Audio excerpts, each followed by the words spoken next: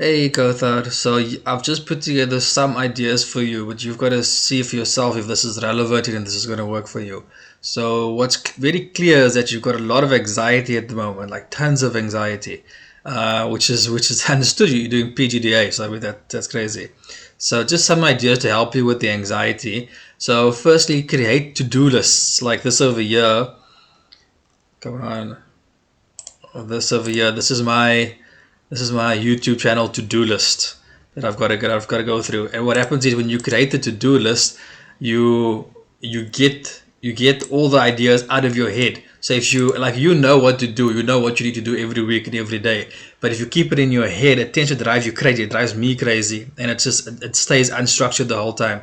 But if you type it out in a to-do list, then what happens is you're putting the anxiety on the screen, which takes it out of your head. Now you can see it on the screen, and that makes it a lot easier. And then also it creates structure. Now, I mean, you know about structure. So like when you have a difficult accounting question, they always tell you first create a structure for the answer, then you do the workings, then you put the answer into the structure. So do the same thing with your working. Just do it like you see on the screen now, where everything is very structured and very specific.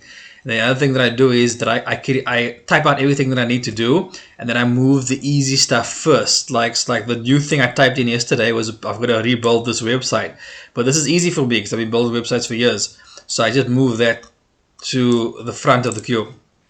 So I put all the easy stuff first, and then the harder stuff comes later. Because if the harder stuff is first, then I do nothing. I'll just stare at it the whole time and I'll never act on it. So I'm creating lists. I'm putting the anxiety on the screen and not in my head. I'm being structured, and I'm putting the easy things first. So just try that, see if it works for you. The other thing is that I've got very left field type solutions. So for anxiety, I think I told you that one Sunday, if you're on your birthday, you're gonna do a mudra with finger hold. So you're gonna put your thumb to your index finger, and you're gonna hold it there, and do like a meditation. So you can do this when you just chilling or watching TV or reading or whatever the case, just hanging out. Just put your thumb to your index finger, and then I'm loading the nature sounds to my YouTube channel. This one over here, these over here. So this one over here, the rain thunder one has really helped me a lot. In fact, both helped me a lot, but the rain thunder one really put my mind in a different place and helped me relax. So I'm going to send this link to you, and then some sending nature sounds, and then that Sunday that when I was there by you, I saw something I didn't like. I saw myself in you.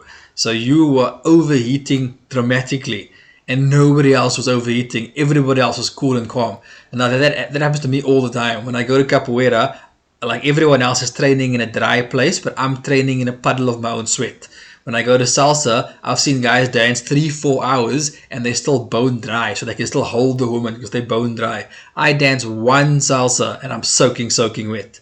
So I sweat a lot, and I saw that in you. And that is your thyroid, it's your kidneys, it's your liver, it's all that. I don't care if the doctors found nothing wrong with you. That means nothing to me. I've been seeing doctors for 25 years. There's always nothing wrong with me. It means nothing to me. So some tips for the overheating thing is that I bought a small fan. So I've got a big fan, but the big fan, it'll blow your hair back if it's in front of you. The big fan is just meant for the room in general. But I got a small fan, like a 25 centimeter fan, and that fan, I blow the fan directly towards my midsection where my kidneys and my liver are.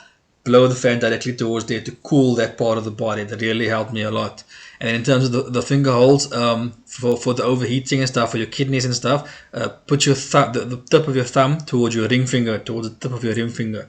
And then you hold that again when you have time, preferably a couple of minutes every day, because you need to build up momentum with these things.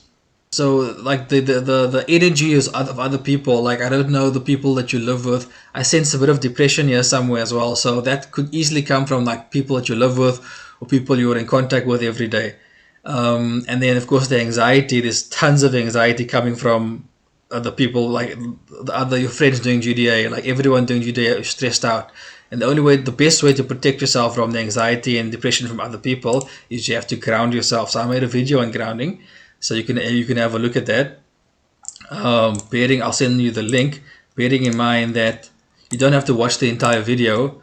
if you want, you can just go So previously, when we were using ads spreadsheets, first. we were Always heavily meeting ads. dependent. It took us hours to update.